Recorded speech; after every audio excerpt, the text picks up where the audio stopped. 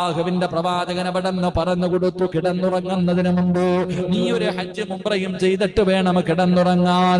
ആയിഷാ ബീബി റളിയല്ലാഹു തആല അൻഹ അല്ലാഹുവിന്റെ പ്രവാചകന്റെ മുഖത്ത് നോക്കുകയാണ്. അല്ലാഹുവേ, എങ്ങനെയാണ് ഹജ്ജിന്റെ മാസത്തിലല്ലേ ഹജ്ജ് ചെയ്യാൻ പറ്റൂ, പിന്നെ കിടന്നുറങ്ങുന്നതിന് മുമ്പ് എങ്ങനെയാണ് ഹജ്ജ് ഉംറയും ചെയ്യാൻ പറ്റുക? എന്റെ പ്രിയപ്പെട്ടവരെ, നമുക്ക് കിട്ടുന്ന ഏറ്റവും വലിയ ഭാഗ്യമാണ് നമ്മൾ പാഴാക്കി കളയുന്നത്. റസൂലുള്ളാഹി തങ്ങൾ പറഞ്ഞു കൊടുത്തു, ആയിഷ സുബ്ഹാനല്ലാഹ് അൽഹംദുലില്ലാഹ് അല്ലാഹു അക്ബർ.